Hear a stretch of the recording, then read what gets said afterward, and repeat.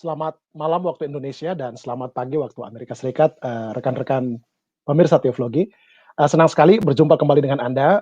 Saya Perdian dari Ardmore dari Pennsylvania, dan kita akan membahas topik yang menarik hari ini tentang Intercultural Church. Namun sebelumnya saya ingin mengundang rekan-rekan saya admin yang juga sudah bersama-sama saya dengan saya saat ini.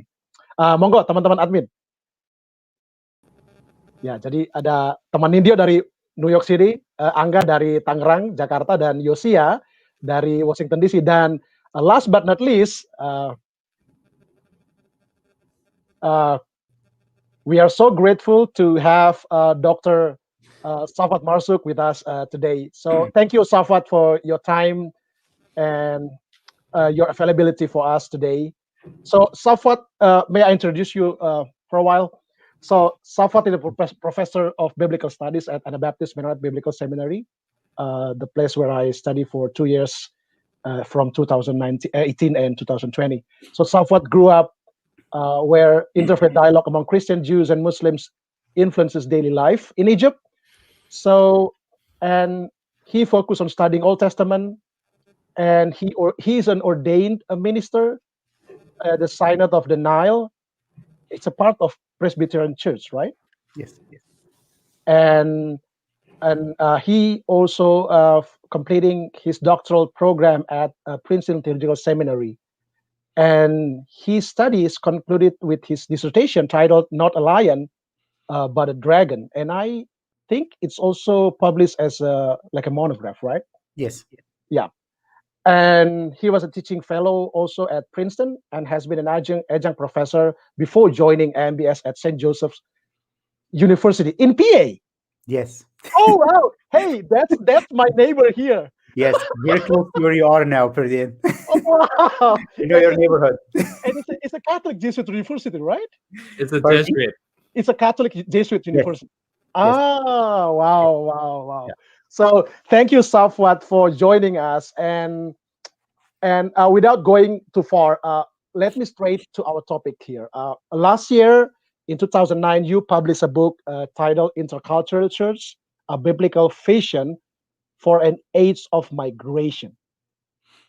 And I found that book is just so fascinating and so interesting. And one sentence from that book that I think really resonate with our situation in Indonesia, I think, is like this: migration holds the possibility and the promise that the church can rediscover its identity as envisioned in the Bible.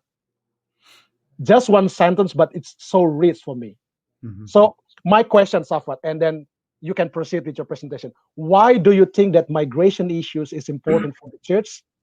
And why do you think it is related with your vision about Intercultural Church? And why do you think it is also biblical? Mm-hmm. Mm-hmm. Please. Well, thank you so much, Perdian, for the invitation. And it's lovely meeting the friends here. And it is wonderful connecting with our audience as well, despite the distance. It's a blessing to think together and to reflect together on some of the challenges that face the church and faith communities during this time. So the notion of migration is not a new notion or phenomenon in human experience. Humans have been moving all the time. And it's just in the recent years and decades that because of more awareness of the different communities that are forced to migrate for economic reasons, for climate change, for civil war, and the like, that this has become more like a question that seminaries and theological education and theologians and Bible scholars have started to think about and reflect on. But that's not a new question. It's not a new question for humanity, and it's not a new question for the biblical traditions and the theological traditions. And I think it's just because of the recent waves of migration and the changes in the theological discourse and the changes in the biblical studies that now we are starting to actually embrace these questions that migrants are posing, and that migrants are also helping us discover about our faith traditions and about the biblical traditions.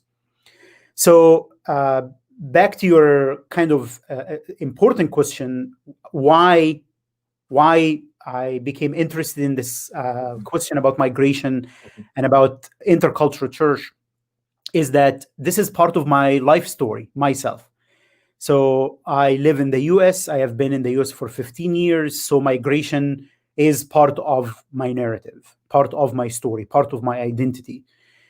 But another aspect is that this is not just the story of one person. There are millions of people who are forced to migrate, forced to move, and people who are also displaced both internally within countries, or they have to cross national borders and boundaries, people living in refugee camps, people seeking asylum.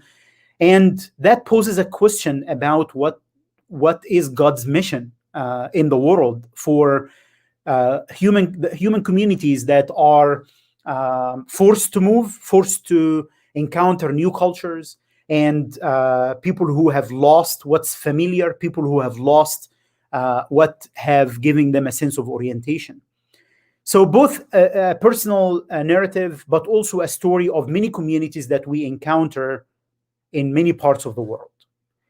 And the more we think about our cultural location, our stories, what we are bringing with us as we think theologically, as we think about who God is and how we read the biblical texts, then we start to discover some things that maybe we have not seen or forgot about or ignored because our narratives and our stories that we are bringing with us have not allowed us to see these texts and these theological insights in this way. So, for instance, once we start to raise the question about migration and where do we see migration in the Bible, then it's kind of like a new, light just comes on the text, because we start to realize, well, most of the biblical narrative is a narrative of people who were in the move. Most of the biblical stories that we read are stories of people who were forced to migrate in the form of exile, or people who lived in diaspora, people who lived connected to a home, but also lived in a new culture, and they were expected to navigate their relationships with this new context and to figure out what God wants to do with them and through them and in them as they encounter cultural differences. So I think as we now, the theological discourse and the biblical studies is more open to this idea of our cultural location, our stories and our narratives are shaping and forming how we think theology, how we read the Bible. That created a significant room for people to bring in their stories about migration, forced migration, and what it means to be an other, what it means to be different, what it means to be in diaspora, as they read the biblical texts, as they think about theology. But it's not just about discovering God's story as a story of migration in the Bible, and it's not just about discovering what the place of our own stories now, but it's also about how does this notion of migration and being on the move shape our theology and shape how we talk about God and how we talk about ourselves, how we know ourselves, and how we know the other, how we know those who are different from us. And as we encounter those who are different from us, we encounter ourselves in a new way, and that leads to a new insight, a new knowledge, a deeper one of knowing who God is. So I want to share with you some aspects also about my work on Intercultural Church, because this also connects with another layer that goes back to your question, Perdian, about why this work matters to me, and where do I see a place where scholarship needs to grow, and also thinking theologically, thinking and reading the Bible, but also the life of the church, the life of faith communities as we encounter both cultural and religious differences. A lot of energy, rightly so, and quite significant, has been put into focusing on welcoming the stranger, on legal questions about opening borders and welcoming migrants and asylum seekers and people who are longing for a better life for themselves and their families. And I think this work is very important and very significant because it's a shalom question. It's about peace in the sense of well-being, but it's also about justice, because many people are forced to move, not because they want to, but because the life circumstances, imperial forces, violence, abuse of power, economic or military, have forced them to move. So welcoming the stranger and showing hospitality is a question about justice. And that work is quite important. But the more I read about migration in theological and biblical discourse, the more I started to realize that a lot of energy has focused on welcoming the stranger, and less energy has been put into integrating the migrant, integrating the sojourner, integrating the forced migrant, and those who are vulnerable, those who are not part of the dominant culture. But the more I read in the biblical traditions, I found that there are lots of spaces in the biblical texts that are actually very helpful, and we're concerned not only with welcoming the stranger, but questions around how do we navigate, how do we relate to each other across difference? How do we build a common ground, but also how do we cross boundaries? How do we reach out to those who are different from us? So I started to shift the question a little bit, not because I am not interested in welcoming the stranger. No, I think this is a significant commitment and I'm committed to it. But in order to actually do that welcoming in a way that is more holistic, we need not to stop on helping people to cross the border, but also to empower people to both host and migrant communities to find ways, to find common spaces to talk about cultural difference, to talk about how we could enrich one another, how to build these relationships. Because what usually happens is that we live in segregated communities, in communities that both on the level of the church or the level of the society or the communities around us. People live in enclaves. They tend to, look for those who are similar to them, and they shy away from connecting with people who are different from them. And I remember something that was fascinating to me, that when there was shooting in a city in Texas called Austin, for those who are not familiar with the US geography, it's in the South, and there was shooting that happened. And one of the things that the mayor of that city said, and that stuck with me, is that the mayor said that people do not know their neighbors. And that meant to me that people may know people who are similar to them, because on social media, we tend to find those who are similar to us culturally, theologically, in terms of political views and so on. And we don't get to know those who are different from us. And that observation is also applicable to the life of the church. If we look into our congregations, we will usually find congregations that are segregated or separated, and people who are different do not worship God together. But when we look at the Bible, we find that the Bible, from the Pentecost, is envisioning a church that is made up of people who speak different languages, who are empowered by the Spirit, who are centered around the gospel and the good news of Jesus Christ, so that they cross boundaries without losing what is unique about them, without losing what their culture is bringing to enrich the life of the church. And not only the Pentecost, but also the eschatological vision that we see in the book of Revelation, chapters 4-7, where John sees the community that worships God made up of people from different languages, different tribes, and different peoples.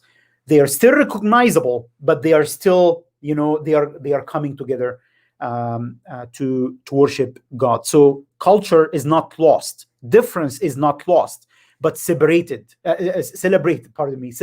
and integrated as well.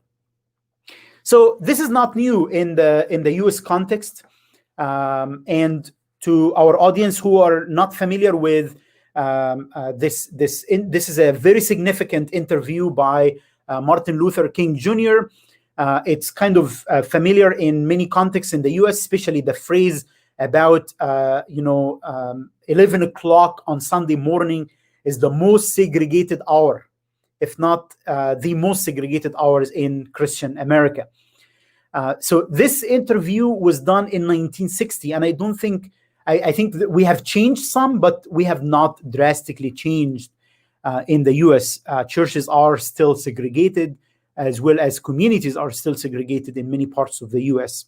And there is a huge question both around the question of integration and the question of justice and doing anti-racism work. And that I'm mentioning this here because sometimes people think that thinking about intercultural work means that we are abandoning the work of doing justice and doing the work of dismantling racism. What I see is that the work of doing intercultural work is a complement and also a partner in the work of doing anti-racism. Because what intercultural work does, it widens the question. It looks at different aspects of identity, not only race, but cultural layer, ethnicity, different abilities, and the varieties of aspects of identity that are present. But to take from what Martin Luther King Jr. said 60 years ago, to take that question and to ask ourselves, are our congregations integrated congregations? And I'm going to explain what that word means. Are our communities integrated? Are we building relationships with people across difference? Do we assume a dominant culture in our society or in our church, and we want everyone to become like us? Do we ask people to check out their cultural difference before they walk into the church, before they walk into a relationship with us, or vice versa? Do we assume that in order for me to fit in a particular culture, in a particular context to which I migrated, I need to give up my identity in order to be accepted? All of these questions have connections with lots of biblical stories, like the stories of Joseph, the story of Ruth, the story of Esther, and the story of Peter and Cornelius, which I will, depending on the time, I will get to from the New Testament.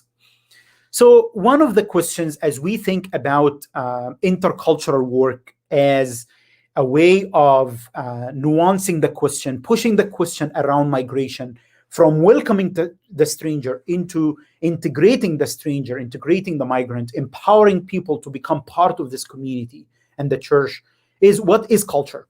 And that question, is a big one. And whenever I'm confronted with a big question, I like the simple answers to them, because it's not because I want to shy away from the complexity of the question, but because I want that complexity not to make us shy away from also moving the conversation forward as we try to find specific solutions and taking steps forward in our context. So in his book, Many Colors, Soong Chandra offers this very accessible, definition of what a culture is. A culture is the way we do things. And in that, we could, of course, nuance it in saying that a culture reflects how we think, but also reinforces the knowledge patterns and the behavior and so on. So it's something that we participate in, but also something that shapes us. So therefore, we need to constantly realize and reflect on how we are living. How are we doing church? How are we doing ministry? How are we doing worship? How are we doing preaching? How are we relating to people who are different than us, both in the church and in the society? There are, some terminology that I try to work with in my study of this, like monoculture. Monocultural context, like a society or a church, assumes that there is a dominant culture and tries to preserve that culture, and sees difference as a threat, sees any changes in the church and in the society as something that is going to take away from people's identity or what they have assumed about their identity, and they see it as something dangerous. And therefore, they try to protect that. They try to protect the dominant culture by excluding those who are different from them, by even demonizing them sometimes, by saying, this is who we are, and if you want to join this group, you have to be like us. And that takes us to the word assimilation, where there is an assumed dominant culture, and people are welcome as long as they become like us. And that happens on a national level. It happens on the church level. It happens in our even small communities, even regular relationships, familiar relationships, and also neighborhood relationships. The two theologians, Agnes Brazil and Emmanuel Guzman, in their book Intercultural Church, Bridge of Solidarity in the Migration Context, try to distinguish between multicultural and intercultural communities and churches in a very helpful way. So a multicultural church or society celebrate racial and ethnic and theological and cultural differences. But in this model, people stand alongside one another, but without influencing or being influenced by one another. So it's kind of like creating idols, not idols, islands. I'm sorry about that. Creating islands where, and maybe idols too, of their own culture. But anyway, creating islands where, we love having different people in our communities and our churches who are culturally different. But how much do we really interact with one another? How do we really influence one another? So that's multicultural. It's kind of like coexistence kind of model. Multiculturalism refers to the policy of peaceful coexistence of different cultural communities in one nation state, with neither intention nor vision of interaction to create a larger community of bonding. Then Guzman and Brazil go on to define interculturalism that moves farther than multicultural by saying that it's not just about respecting difference, but it's also about being intentional, about interacting, creating spaces for interaction. And when spaces of interaction between people who are different are created with equal power, and I will come to this point in a bit, then these people who are different can envision something new together. So they are not just, it's not a static view of what culture is. Culture is more dynamic. Culture is porous. Culture is unfinished project. But what happens in an intercultural church is that people walk into the space not assuming that their culture is the dominant, but not giving up completely on their culture. Because if we were to become truly intercultural, there has to be this kind of negotiation of holding on to something, but that thing is flexible. That thing is not finished. That thing is open to being transformed as a result of encountering the other. but also what I bring also helps the other to be changed and transformed, and so on. So in an intercultural church or society, the church and the society members have the commitment to create the mechanisms to relate to one another and are transformed by these relationships. In my book on intercultural church, I take this observation a little bit further to highlight this tension in the heart of my definition of an intercultural church or intercultural society. And I see those dynamics happen over and over in the biblical traditions. And that's not a new question. So people who have worked on ecumenical conversation have confronted this question. People who have worked on interreligious conversations have faced this question. It's a question about what kind of common ground can we stand on that bring us together so that we are not fragmented, something that holds us together. So I call that a decentralizing unity. And what I mean by that is that we want something that we need something that holds us together, that decentralizes us when we feel so much invested into our own identity at the expense of building bridges with those who are different from us. So it's a unity, it's not a hegemony, it's a unity that kind of helps us to build a common ground with those who are different from us, so that whenever we walk into these new relationships, we can find something common that enables us then to talk about how we are different.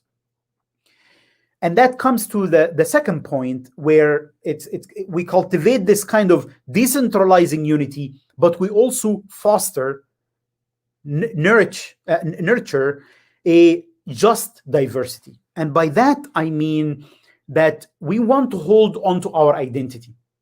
We want to hold on what we can bring to this community. But an intercultural church, as a work of justice, to continue the work of anti-racism, is not just about a nice diversity. It's also about justice. It's also about a question about power.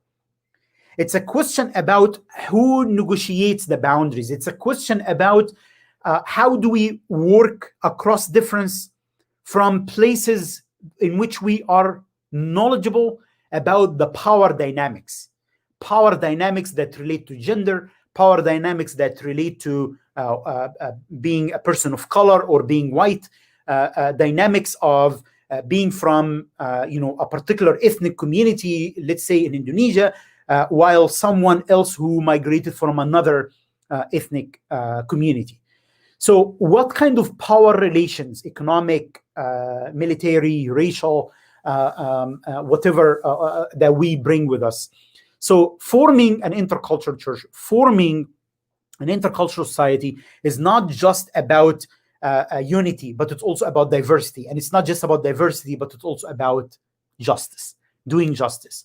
And in my vision of an intercultural church, and I think this is a huge need in our world that is polarized, that our world is pulled between assimilation, politics of assimilation, and politics of segregation. Politics of assimilation, which both the assimilation and the segregation find huge ears and huge interest in populist cultures, in cultures in which people are afraid of losing their identity.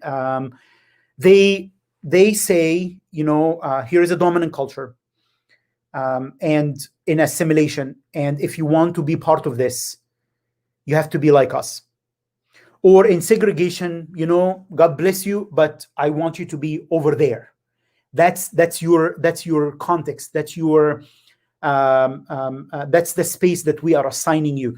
The word segregation implies abuse of power or use of power to keep people away. But there is also, related to the word segregation, is the word separation, where people sometimes are choosing to separate themselves because they want to preserve their culture. And as a result, they end up creating an enclave in which they do not interact with people who are around them.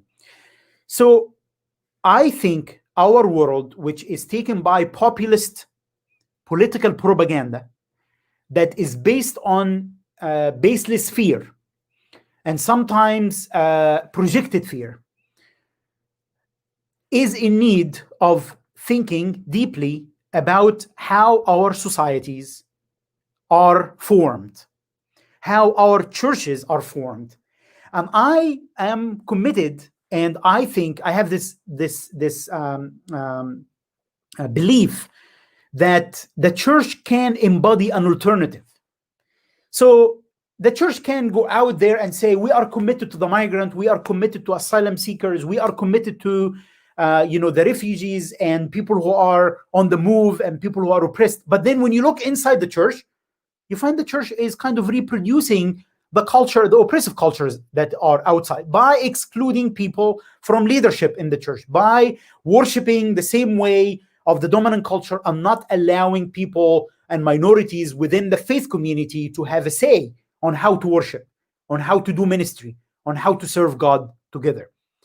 So if the church is truly committed to justice for migrants, then the church is in a huge need to embody that and to become an intercultural church, as was envisioned in the day of the Pentecost, as was envisioned in the eschatological vision of John in the book of Revelation. So an intercultural church moves away from these politics of segregation and assimilation, but it embraces, it celebrates difference. It creates a space in which people are critical of who they are. When we are critical of who we are, then we start to see the world as other people would see it. So we walk into these relationships with an identity, with the realization that I do not idealize my identity. I do not idealize who I am.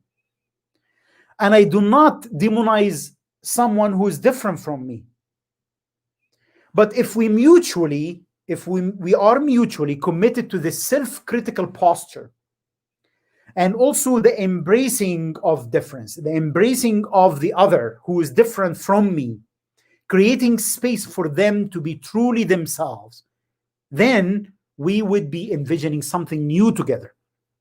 Then we can actually listen to each other. Then we can actually envision how to be a church together and offer an alternative to the cultures around us. In order to do that, we need to become more equipped. I realize that one of the challenges, we could talk about becoming an interculture from a theological perspective. We could ground it biblically, but at the same time, we need some practical tools that help us to take some practical steps and concrete steps towards this vision. And I realize that this is hard work. So I am not saying that envisioning an intercultural church or learning how to deal with difference and building a community in which difference is celebrated and integrated is an easy work. It's very hard work. But it's the kind of work in which we, if we have the right tools, we can take steps towards fulfilling this vision, with the realization that this is a project that never ends, with the realization that this is not kind of like there is a recipe for it, and we could just simply apply it anywhere in the same manner. It takes a context. It takes working on these skills, what Mitchell Hammer calls it the intercultural competency, which is the capability to accurately understand and adapt behavior to cultural difference and commonality.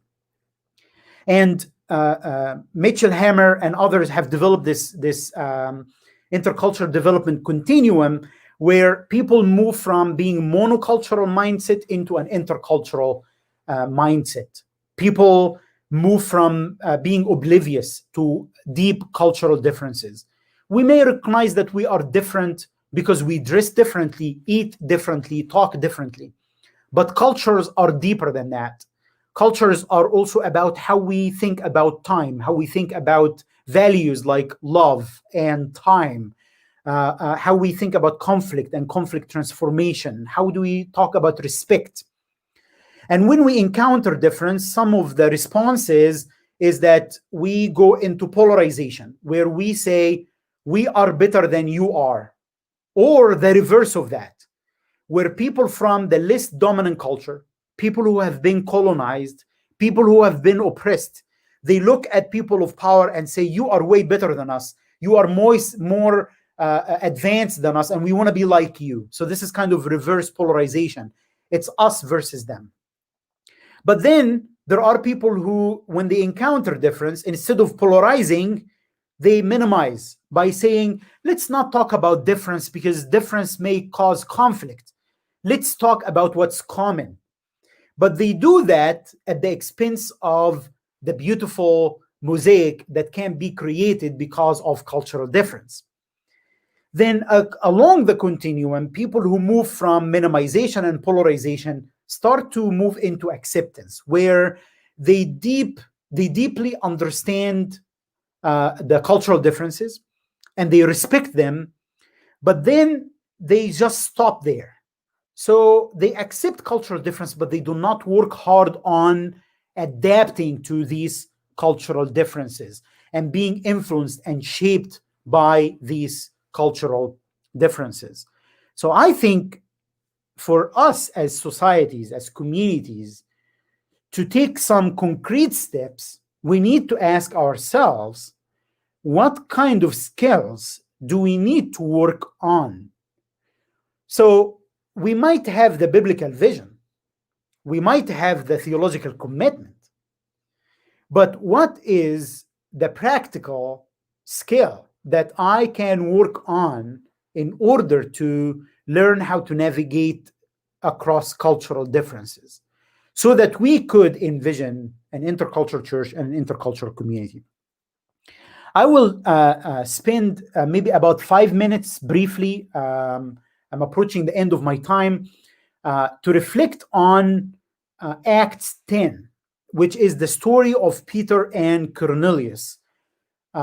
This is a beautiful story in which Peter is hungry and God shows him a vision of a sheet that has animals that, according to the law, were unclean animals. And Peter is commanded to eat from the sheet of these animals in his vision, in his dream. But then he refuses. And God tells him, what God called clean, you shall not call unclean, and so on. Meanwhile, there is this story about this Roman centurion, Cornelius, who sees a vision in which God asks him to send to Peter.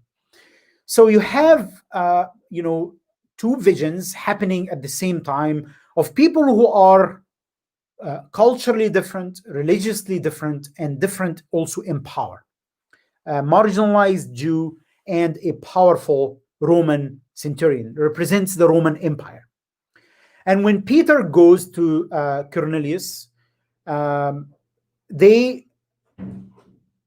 in some ways, Peter tells Cornelius, okay, I should not be here because you're Gentile. And I am here because God told me, and I'm here for you to tell me what's going on, pretty much.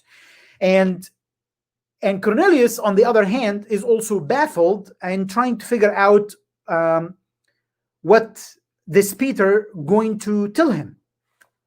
And Peter realizes that, I should not be here. I should not encounter someone who's different to me like you, but God told me to come, and he goes, and what he does, he preaches the gospel that centers around the lordship of Jesus, and then before he finishes his sermon, the Spirit freely comes on those Gentiles. So this is a fascinating story in that it works with the idea that I was talking about earlier about finding this common ground about our ecclesiology. How do we think about the church? Sometimes we think that the church is my church, the church is my culture. And my culture in the church is the center of how we do and should do church.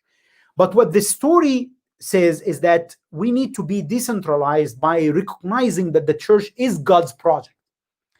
And it is God who is active. It is God's mission, if you wish. And the Spirit is free, and it's centered around this liberating gospel of Jesus Christ that critiques those who abuse their power, like centurion, like the Roman centurion, and it also embraces the marginalized, like this powerless Peter, that he is the one who is proclaiming the good news. But what is fascinating about this story, so, God knows the gospel, right? God could have simply told Cornelius what he needed to do. But this is not how God works. The way God works is by bringing people who are different. The way the gospel is experienced is when people who are different encounter each other. The way the power of the Spirit moves freely is when those boundaries are broken. When humans are content by being humans, and they realize that they, as humans, they are vulnerable in that they need the other, and that the other has something to offer them, and they have something to receive from the other, and vice versa. They have something to offer to those who are different from them that the other needs. And when we give and when we receive, there is an experience of our humanity, because we become vulnerable, because we realize that we do not possess God, that we do not possess the whole truth about God and about the gospel and about life and about the work of the Spirit. And then when we are expressing our mutual need, we are transformed and we are satisfied, if you wish. The last point that this story makes is that when we walk into a relationship with those who are different from us, this is not about us giving up our culture, and it's not about the other giving up their culture. It's about mutual conversion, mutual change, mutual transformation. Peter realized that God is breaking new boundaries in God's mission, bringing a Jew and a Gentile together.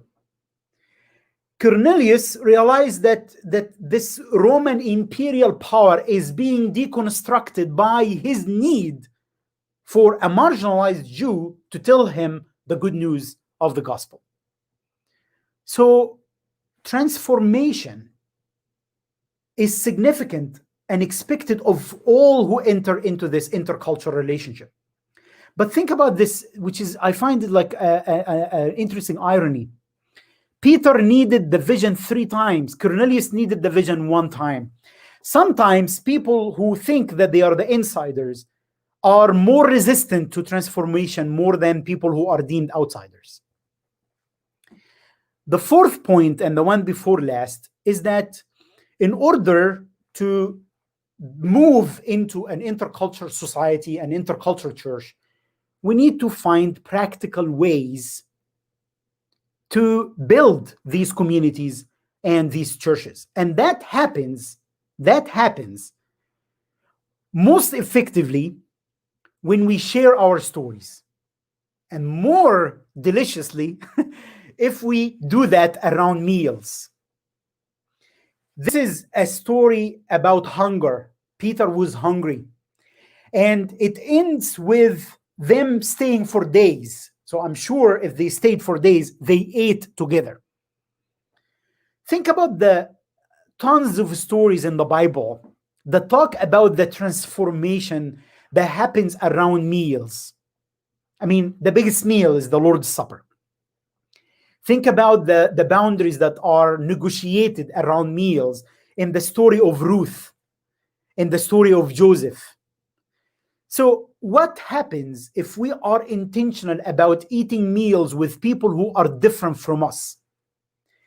Telling stories, sharing our narratives, being enriched by how God has been at work in our lives and beyond our lives. The last point or brick in building this intercultural church is that building an intercultural church and intercultural society is not about loss of boundaries. It's about renegotiating those boundaries. It's about attending to how the Spirit is empowering us to negotiate these boundaries, to cross boundaries, to maintain boundaries. When you read Acts 10, the way it ends, even after the Spirit came on the Gentiles, is that the Gentiles are still recognized as Gentiles. And the circumcised are still recognized as circumcised. So being an intercultural church is not about losing what is unique about your culture. Otherwise, we become into this model of assimilation.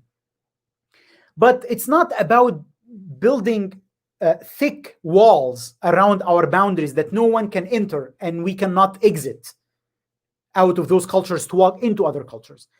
It's about finding equality in negotiating those boundaries, but realizing that those boundaries are porous, those boundaries are flexible, and it's about this boundary crossing and boundary maintaining.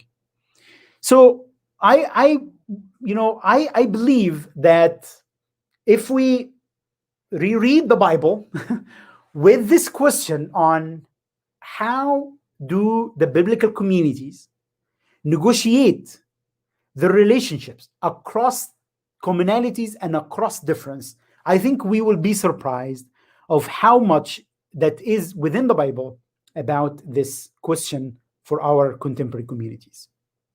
Thank you for your attentiveness, and I look forward to our conversation. Safwat, thank you so much. This is a really, really insightful and powerful presentation. And as always, Safwat, I really admire the way you teach. I mean, guys, Safwat taught 2 classes for me, and then become one of my advisor for a project. And as always, I mean, what I like from you, Safwat, is that you always try to put us not in an easy situation, but then you lead us into a really insightful conversation. So thank you so much, Safwat. It's really, really insightful and powerful. So one little clarification, maybe it's about culture. I want you to maybe give us a little bit clarification here. Did you mean with culture here more about like race and like ethnic background, something like that? Because like, for example, from sociologist, I think Masuzawa, he mentioned that culture here is not only limited into kind of race and ethnic background, something like that, but also even spirituality. And if we read like Clifford Geertz, for example, he even mentioned that culture even also reads to religion, right? And religion also is like culture, a product, something like that. So just a little clarification. Absolutely. What do you think? This is why I like the definition in Ra's book, that the culture is the way we do things. But with that attentiveness that as we do things, we are reinforcing those cultures. And when we do them and maybe encounter other cultures or other people doing the way they do things differently, then our culture is a challenge and question. So it's never a kind of monolithic and a finished project. But I absolutely agree with you that culture is not just about racial aspects and ethnic layers, gender, faith, sports, everything we do has its own norms, has its own ways in which our behavior is shaped, that shape our behavior, but also that culture is shaped by our behavior and influenced and reinforced by our behavior. So this is why, to be honest, I like this definition of culture is the way we do things, in the sense, if we want to kind of take a step back behind doing things, is also the way we think about things, the way we envision things, and that vision and that way of thinking and that way of living is shaped by all of the different layers of our identity. Many things that you named and others that we have not named, like bodily ability, sexuality, gender, you name it, all of these layers. And that then applies to the life of the church. If we want to use that, then in addition to the racial and ethnic and gender and denominational background and theological formation, is the way we do worship, is the way we think about ministry, is the way we think about the mission of the church. And to be honest, all of that is also shaped by the experiences that we've had, whether traumatic experiences or joyful experiences, travel experiences, encounter, whether I lived in a village, I grew up in a village, and then I moved to the city. And so all of that, urban, rural context, all of these layers shape our cultures and the way we do things. So one more question. Do you think that your vision about intercultural church even reach out to a kind of like multi or diverse theological or non-denominational church, something like that? A kind of no.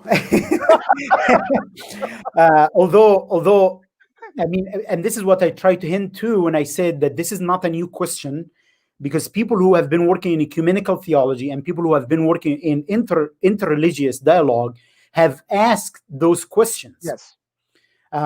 So that this is in that kind of way. These are not new questions when it comes to denominational difference and when it comes to religious difference. But I think where my kind of work focuses on the more is the cultural, in the sense of ethnic background, and which again can and will be always affected by all of these other layers. I am of course like committed to ecumenical dialogue and ecumenical conversations, and I think this is already happening in migrant churches. So I pastored the church in Jersey City. I have been in touch with many migrant communities in the U.S. where people seem to go to worship together because they are from the same country, so they use the same language. But when you get to know the stories in the life of the church, they are denominationally different. You're right. So you may find someone from a Pentecostal background worshiping with a Presbyterian, worshiping with someone from a Methodist background, because they could not go out there and just simply form a Pentecostal church of 5 people or a Presbyterian church of 3 people. But they speak the same language. They come from the same village in Upper Egypt. And therefore, they just found themselves worshiping together. So in that, the difference that they are working with is cultural difference, because they are denominationally different, although they speak the same language or maybe grew up in the same town in Egypt. So that maybe takes me back to your clarifying question, Perdian. If I were to find the common ground between the ecumenical question and the intercultural question and the interreligious question, it's a question about negotiating difference and similarity. And that then broadens the question even to churches that may seem monocultural churches. So in the introduction of the book, I ask the question, So if you were a pastor of a monocultural church, a church of the same ethnicity, and let's say a church in Cairo, or a church in Sao Paulo, may seem to be monocultural, but is it really monocultural? Or are these differences that have been submerged under a dominant culture, and this kind of work that migration is raising for us now is inviting those churches that have functioned under the assimilation model to start to ask, what kind of difference have we ignored? Interesting. And that may raise a question of, like intra-difference and interdifference, like things that have been kind of like, okay, we ignored people who like, contemporary music as opposed to people who like the hymnal, people who like a powerful preacher as opposed to people who like a preacher who preaches 20 minutes and their sermon is written word for word. People who think that the gospel is about evangelism, which means proselytizing and conversion in that sense of like converting, or the gospel is about a holistic preaching. So these differences that I think have been there all along, and we ignore them, can be revived by way of listening to the difference within the biblical community, and also that the migrant communities are raising for us. Thank you, Safwat. Okay, friends, if you have any questions for Safwat, please. I do. First of all, thank you, Dr. Marzouk, for the presentation for your book. I look forward to reading your book. This is such a enlightening presentation, so it really attracts me to read your book right away. So thank you very much for your presentation. I have a couple of questions to clarify and to deepen the question that Perdian posed, I think. I'm wondering how the intercultural church work. Can this intercultural church work in a local congregation, or should it work in a conference or synodal setting?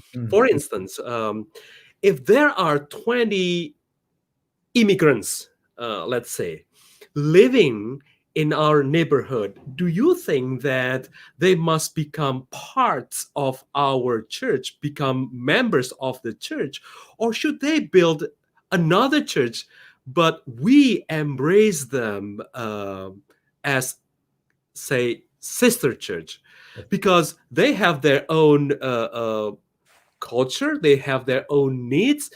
Probably if they become one with us, they will be terrified with our culture and our language. They have been daunted with the new culture of the country. Ideas? Sure. Yeah, this is a very important question, and it touches on how do we talk about the practical steps.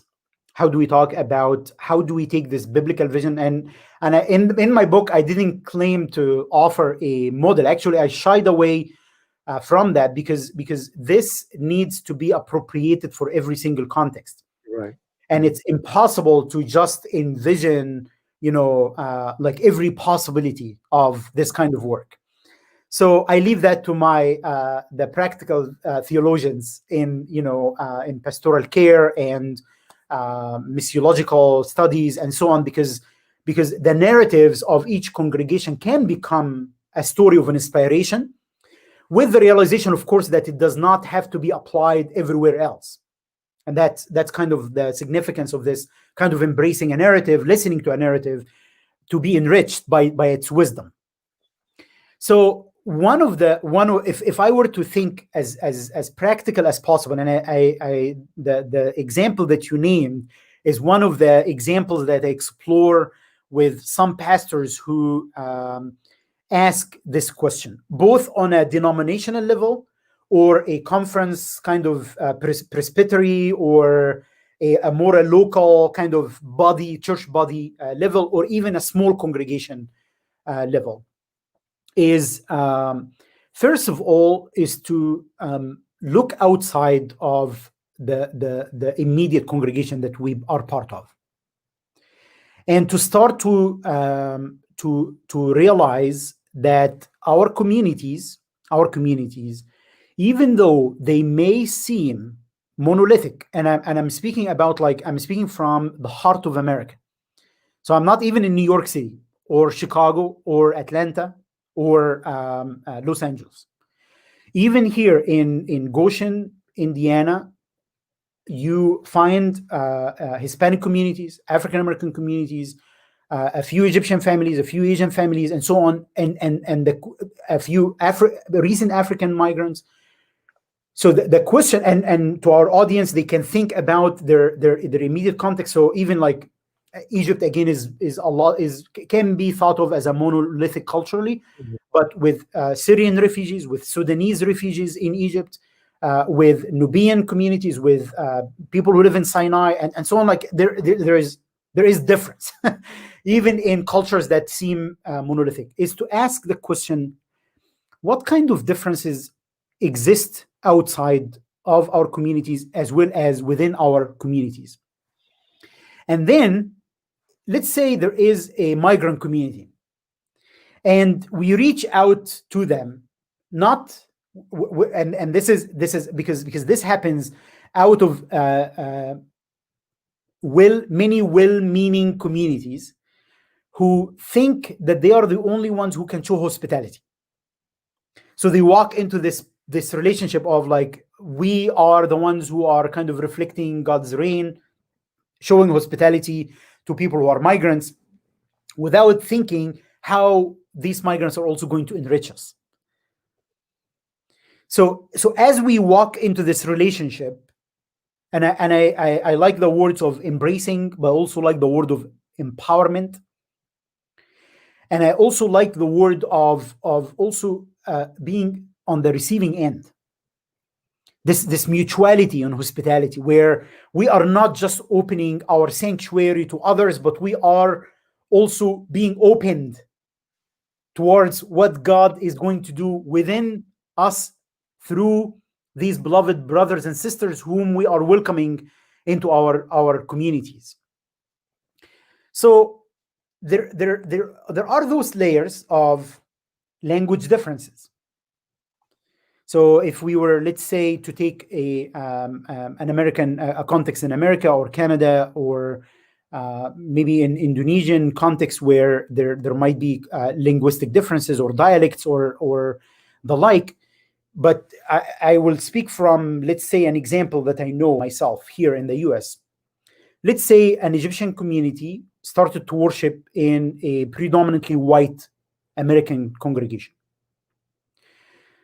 There is a linguistic difference as well as the cultural difference. The cultural differences can be mitigated by eating together, by doing some sort of ministry together, by trying to find a common ground. But the first generation migrants are likely to enjoy worship in their first language.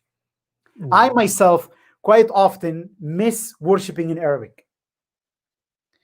But their second generation, the second generation of the migrant church, that is immersed in American cultures, and I'm intentional about using the plural, but the English becomes their first language. And Arabic becomes, and I experienced this with my children. You know, they knew Arabic very well till they went to school, and once they start school, Arabic started to recede to the background, and you know, English is their primary language.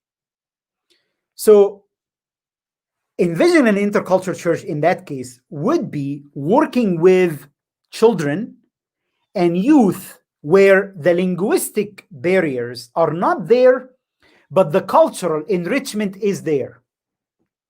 Because second generation migrants, or 1.5, or even third generation migrants, they have been raised by grandparents and parents who are hybrid creatures, and therefore their children are also hybrid creatures.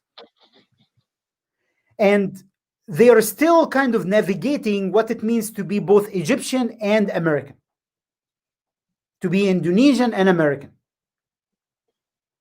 And with this kind of people or communities who have been in America or Canada or Australia for a long time, they can now start to negotiate those similarities and differences.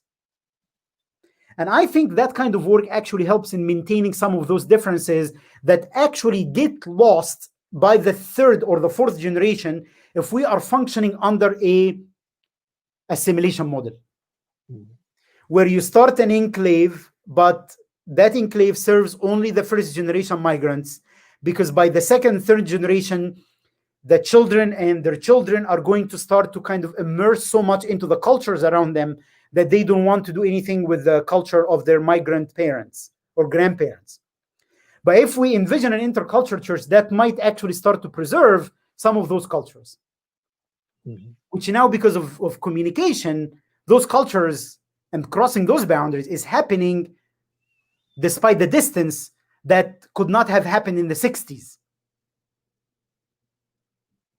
So that would be a practical way of let's maintain, the kind of first generation churches parallel, maybe with some sporadic spaces of interaction and narrative telling and stories and so on. But how about if we work with children?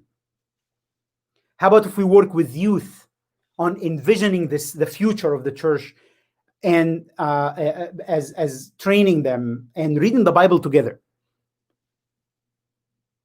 so that their culture is embraced as they read the Bible, as they envision what worship would look like, and so on. Wow, thank you. Thank you. I like the idea of working with the next generations, imagining together how the church would be. Yeah, that's really thoughtful. Thank you, Dr. Marzouk. Yeah. I leave it. One important information for our audience in Indonesia and even in the US or wherever. Dr. Marzouk's books already available on Amazon, right? Amazon, yes. or bookstores or whatever. And what is really interesting from this book is that this book is not highly academic book. This is a really, really readable, accessible book. And then even in every chapters, it has like a questions for Bible study and even songs. Yes. And it's a really, really good book. So I really encourage all of you to buy this book right away, like Nindyo. So thank you for the promotion. Of course, I appreciate it. we can talk about I will donate the royalties to yes, later. Or hopefully his book will be translated into Indonesian. Yes. We're thinking about that, Safwat. We're thinking about that. I would be honored. I think this question of, and it's not just about my book, to be honest, but it's this question is not just about North America and Australia kind of question. Right. And from talking with you, Perdian, and other colleagues from other spaces, so I taught a class on migration here at AMBS a couple of times, and last time we just reflecting on how how common those questions for the life of the both the life of the church and nation states, that sometimes nations and communities and societies that are made up of different ethnic backgrounds, and the assumption is that there is a kind of a national narrative and everybody's just kind of supposed to subscribe to it or assimilate into it. And I think we would do better as human communities if we start to work at our skills and our abilities to embrace difference. I think some of the rise of populism the discourse of hatred, the discourse of demonizing migrants, demonizing the religious other, demonizing the ethnic other, is happening because we have not taken seriously the question around the work of integration. Because it is a huge task. It's really hard work, and let's be honest. It's not just going to be like, oh, let's just become intercultural and just going to happen. I mean, if we just take the Canadian example, Canada has named this as its kind of national project. Since I don't know, I'm not a historian here, but I think maybe in the 70s or the 80s, Canada started to say, like, let's become a multicultural kind of country, and now they are asking the question about becoming intercultural. It's a serious question for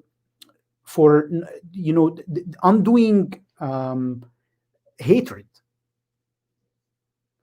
for living into the gospel. If we want to put it in a Christian terminology, living into the gospel, in which the good news of God crossing boundaries, sharing into our world, inviting us as people of faith to become part of this, to become part of God's mission and vision for the world, not by just preaching it, but by living into it, by embodying it.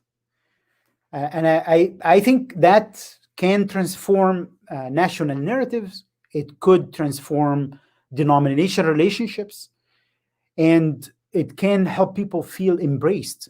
And especially when, and that's a challenge. So yes, populist culture have created this culture of fear, but also people's fear of difference have been ignored by people on the liberal end. Because let's be honest, it's hard. I mean, like when you encounter someone who's different, and we as a person who is a migrant here, I encounter this all the time. From people not knowing how to pronounce my name, and they are afraid to say it so that they will not make mistakes. Just like us Indonesians. Yeah, that's if they are like good-meaning people, where I really don't want to say your name because I don't want to torture it. And I told them, no, just make a mistake. It's okay. Yes. Because they have been shamed. They have been ashamed by also many people who also mean well by trying to embrace those who are different, by shaming those who are unable to navigate difference because they have not been exposed to difference. You're right.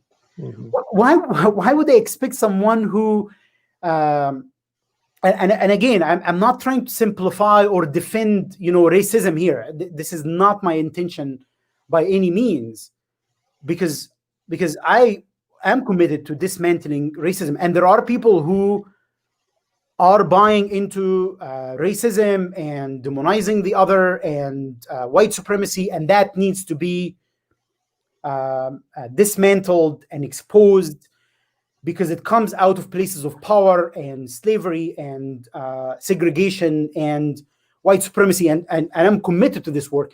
But there are people who have not experienced cultural difference in ways that train them, in ways that have empowered them to work around and across these differences. And they have been alienated, and because they feel alienated, they buy into these oppressive systems. You're right. It's that kind of critical center that if not helped by those who are for liberation and justice, they are going to be schooled by people who are into white supremacy and colonial ideologies, because they will tap into their fears. And that, I think, applies to the life of the church, applies to the doing public theology, and also thinking about the communities around us. Thank you. Professor Marzouk.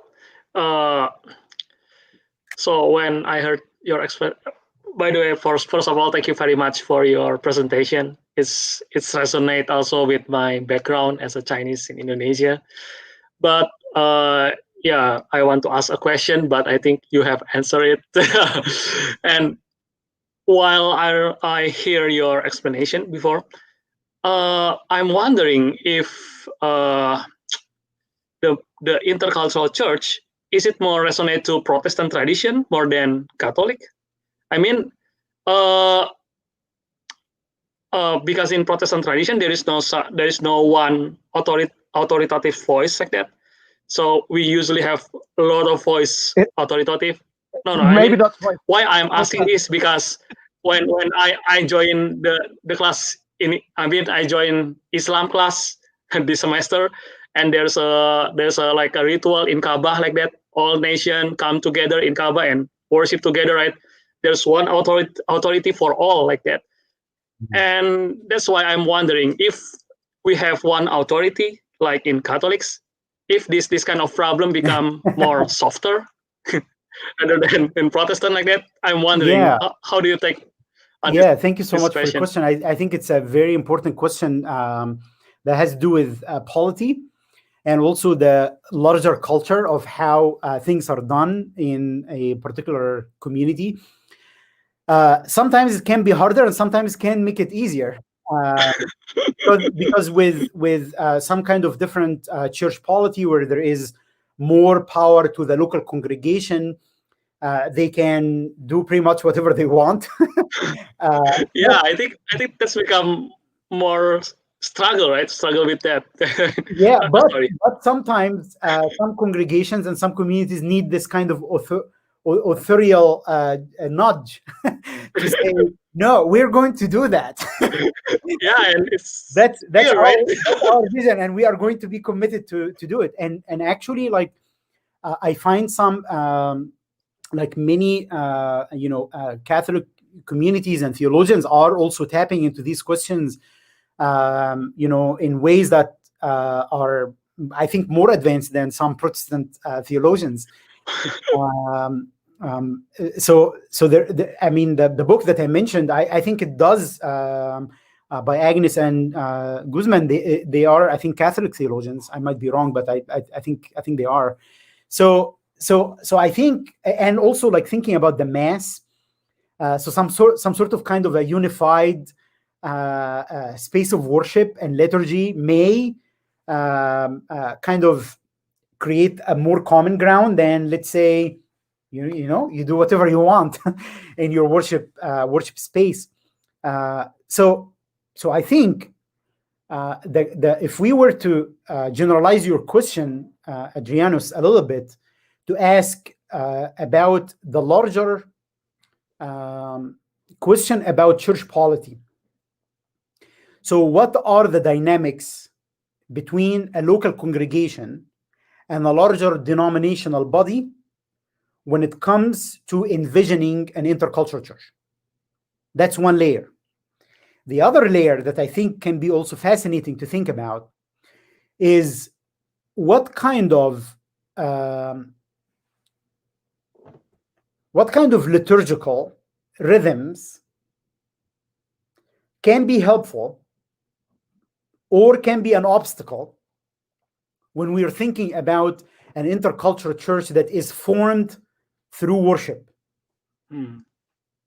So let's say, does having a Mass translated, it's the same Mass, but translated in different languages, and people worship in the same space using the same kind of liturgy, or do you, what's the impact of that as opposed to it's the same worship, but it changes every week in different ways, and you embrace different languages in different parts, or you use the same language with, simultaneous translation or whatever happens. I think the reason I'm asking this is, what is the role of repetition in helping people who are accustomed to one specific culture to embrace another culture. So sometimes I talked with some pastors who, in their worship spaces, where they have people of different languages, they discover that instead of like, let's sing every week a new song in a new language, let's repeat one song for 3 months every week, so that it becomes part of the culture. Its language becomes more familiar. People who do not know how to pronounce Arabic or Spanish or Chinese, they become more familiar with the lyrics. And then it becomes part of who they are, rather than spreading themselves thin. So that question, by asking a question about a Protestant liturgy as opposed to a Catholic liturgy, widens the larger question by asking, what role does repetition have in shaping a new culture? Oh yeah, thank you. So the key is familiarity, right? So we must make them familiar with that. Deepening this familiarity, like helping people dig deeper into the linguistic layer of a particular song, for instance. Yeah, thank you. It's insightful. Yeah, Thank you. Help me to learning even the narrative that's behind the song. yeah. And finding ways to ask how does this narrative that's behind the song and the peculiarity of the way it speaks to God is different than what I would have said if I were to think about the same theological question or image or metaphor. Mhm. Can I put it more bluntly? I think the problem happens is that we just go worship without also creating a space for us to think about how and what we're doing is shaping us and forming us. And encountering difference may help us to slow down. It's like learning to read the Bible in Hebrew and Greek. You start to slow down. And by slowing down, you start to do one of the most significant skills, which is doing a close reading of the text. Encountering difference in our liturgies and in our worship and in our vision and mission as a church will force us to ask, why are we doing it this way? And that will create a space for the creativity of the Spirit to renew the life of the church. Just one small comment regarding Yosia's question, Safwat. Can I say also that sometimes this kind of difficulties to some people, and maybe for us, comes from our misunderstanding that Christianity, sometimes we think that Christianity, or maybe unrealize it, Christianity is different with culture, or maybe Christianity like separated from culture, right? While actually Christianity also part of even maybe some of its features, or maybe Christianity opposed to culture, maybe like that. Yeah, I mean, this whole paradigm is helpful to reflect on how is Christianity cultural? How is Christianity? How does Christian faith transcend culture? How does Christianity invite us to be in a cross-cultural space, intercultural space, but also how our Christian faith sometimes is countercultural. Sometimes it we become like, so we admire our faith too much that we say we are always countercultural and we are the ones who have a solution to everything around us. And sometimes we are struck by realizing that people of other faith around us and people of no faith at all are in places that are way better than where we should be as Christians. So even when we say our Christian faith is countercultural, we need to be critical of how sometimes our Christian faith buys into the culture, and that we need to learn from the cultures that are outside of us. Yes. Anga also, I think you want to ask something. Yeah, actually, Dr. Marzouk already answered some, but I have a question. So would you think that's the reason why it's easier for second and third generation immigrants to be able to have a dialogue with people with different beliefs? Because like you said, it's easier also for people in second and third generation to have like intercultural possibilities. Because like you said, in my traditions, for the first, second generations, it's really hard to embrace differences, and they assumed we usually assume the Christianity that we have transcends culture, and that way of thinking creates Christianity as something that assimilates the cultures itself. You know what I mean? Yes, I do. Yeah. Thank you, Anga, for this. This is a very important point. I will begin with the last one because it ties with this notion of that I hope to highlight, which is this idea of being self-critical. So as we walk into spaces of difference, this is where, if my faith transcends culture, but I also need to be critical of how my faith or the way I have been living my faith failed and oppressed others or marginalized others, and so on. To your first point, the reason why, and I didn't mean to sound like I want to give up on the first generation. No, not at all. Actually, I really hope that first generation migrants can be also integrated and empowered. But the reality that I have noticed is that because of experiences of trauma and sense of loss, first generation, and it's not just about the linguistic abilities, but first generation migrants tend to try to preserve something familiar because they have lost a lot. They have lost what's familiar. They have lost this sense of rootedness. Like one of the images that I can think about it as a migrant myself is that you don't have that sense of continuity, and let's be honest about it. And when I taught the class on migration, I invited my students to think about the pastoral questions that emerge in a migrant community that are different than a settled community. And one of them is this idea of loss and disorientation and sense of being uprooted and loss of continuity.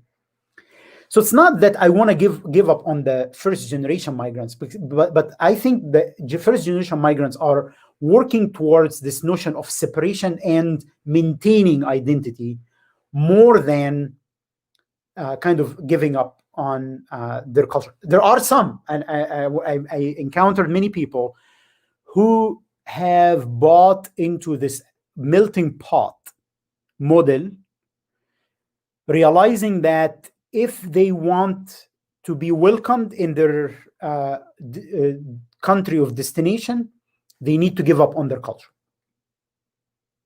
They need to become part of the dominant culture, American. And in that case, American meant white. While there are different American cultures, and many migrants participate in racism against Black people or people of darker skin here in America, and we try to associate ourselves with white people as a place in which we, let's fit in, and let's fit in places of power. And sometimes that happens not because of being misguided, but because we also ourselves have been misfed a particular image about ourselves because of colonialism. So first generation migrants, sometimes they want to completely assimilate. They want to completely give up on what's peculiar about their culture. Whereas other communities in first generation migrants, they want to completely segregate or separate themselves, create an enclave. The real question there, Anga, is how do we maintain a sense of familiarity, a sense of continuity, because there is loss, there is a real loss, without giving up completely on learning about the cultures around us, being enriched and enriching the cultures around us. And frankly speaking, it's also about raising children.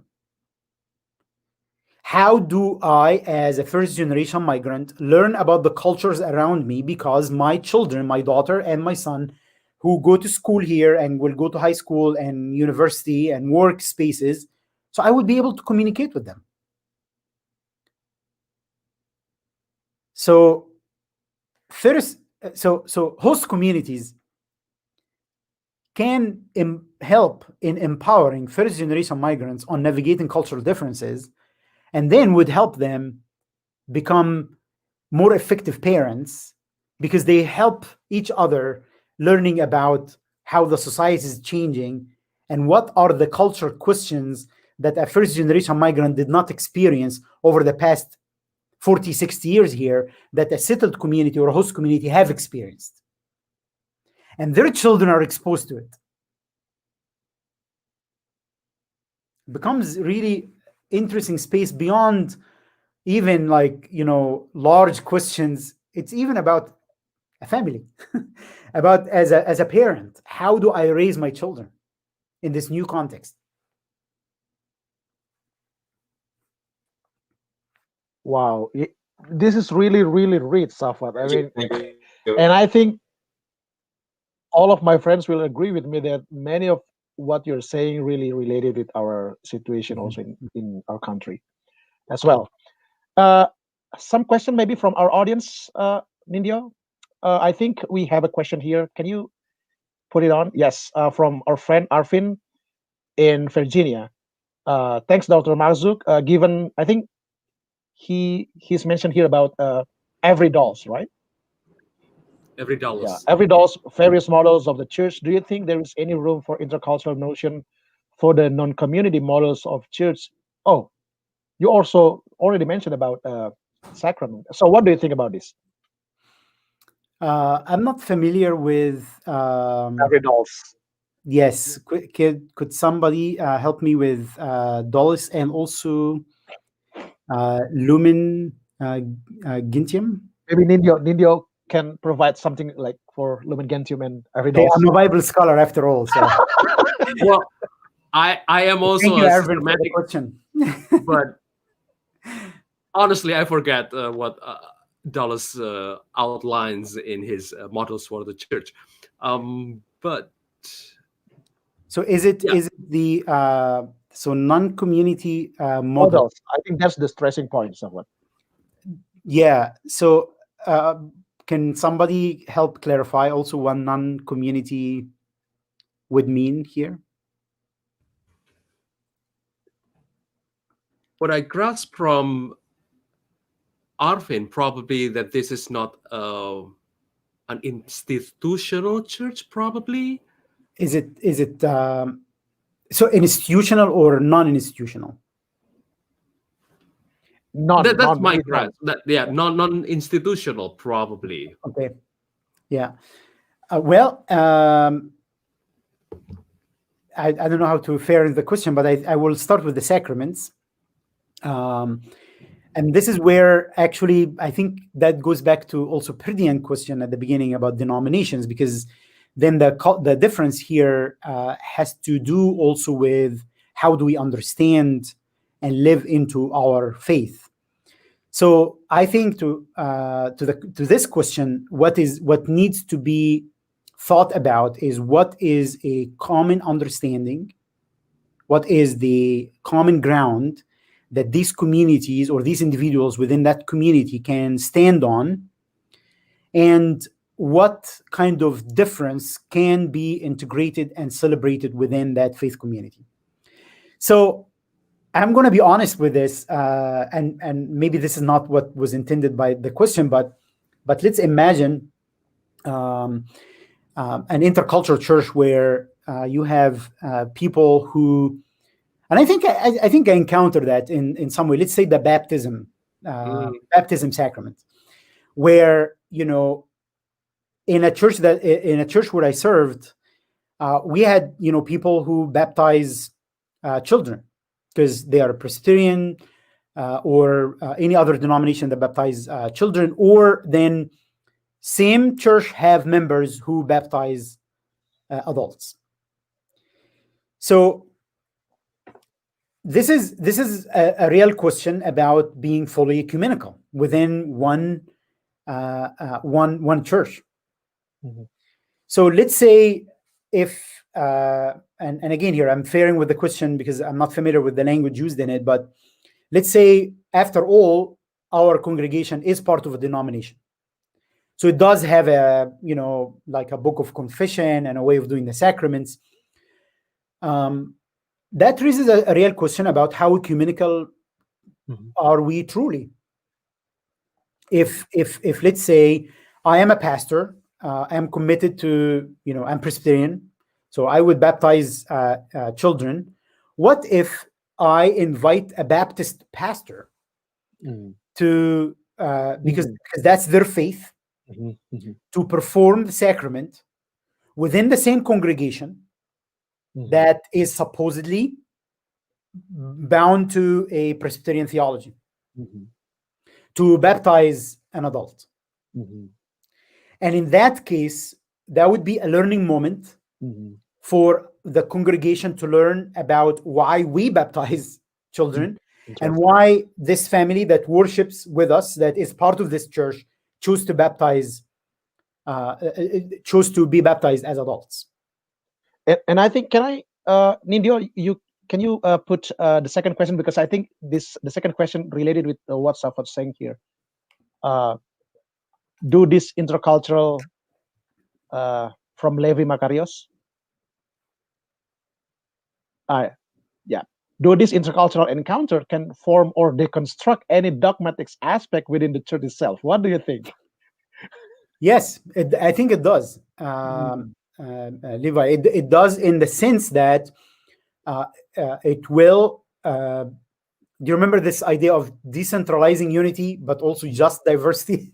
that kind of tension where it would be a misunderstanding of what we are trying to talk about here if it meant that we give up on what we believe or giving up on our culture or our identity. It's about learning how to relate across those differences, where one is grounded in their faith, but without thinking or assuming that how they think about the Bible, how they think about God, how they think about baptism, how they think about the Lord's Supper is the truth. So in that case, it does that work of deconstruction. But I don't want us to also live into a fragmented church where like we have nothing that upon which we can find a common ground, or that we are unable to relate to each other across difference. So the real question here is, how do we find ourselves grounded in a particular faith?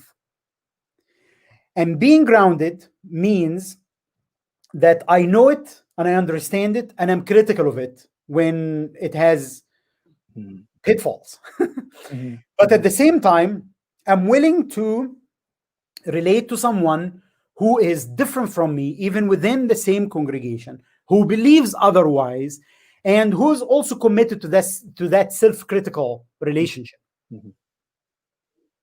And even if we just deconstruct, then we might end up being fragmented and we are unable to live into what we believe. So therefore, we want to be able to construct something together. So it's about boundary maintaining and boundary crossing. Yes. And even, I mean, reflecting on your example from Cornelius and Peter encounter, right? And Peter also experiencing something like the construction of his previous dogma as Yes. Jews. Yes. So, Yes. so and Cornelius giving up on also being transformed yes, as a representative of the empire. yes, yes, So and with that, there is a question about power, because sometimes we might be powerless in many ways, but also powerful in other ways. yes, yes. Well, So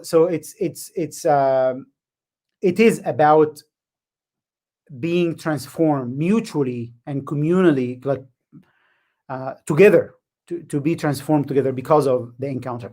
Let's be honest, that work is not going to happen without being in a place and in a space where we encounter difference.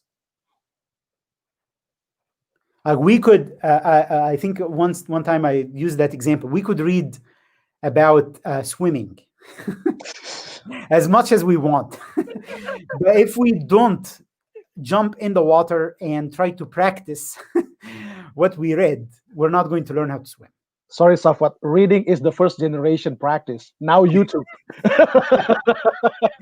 I mean, reading is important. We don't want to be like ignorant, but we have to practice it. Yeah. Safwat, thank you so much. I mean, we still have several really, really good questions here, but then because of the time, but again, thank you so much. I want to close our conversation with what you're saying for the last time about transformation. Intercultural encounters bring transformation for ourselves and for our community, and that's really, really powerful. So again, Safwat, thank you so much for your time, and we hope for the invitation, and Yusia and Anga and Nindu for this beautiful, lovely conversation. I really enjoyed it, and God bless you and all that you do. And hopefully this is not the last time. This is not the last time. Thank you. And, You too. and we really do hope, like Nindo said, that we will have your book in our language one day. I would be honored. Yay. I would be honored. So thank you so much, Safwat. Thank you, folks, and thank you, friends, and see you next time in another episode. Bye. Bye.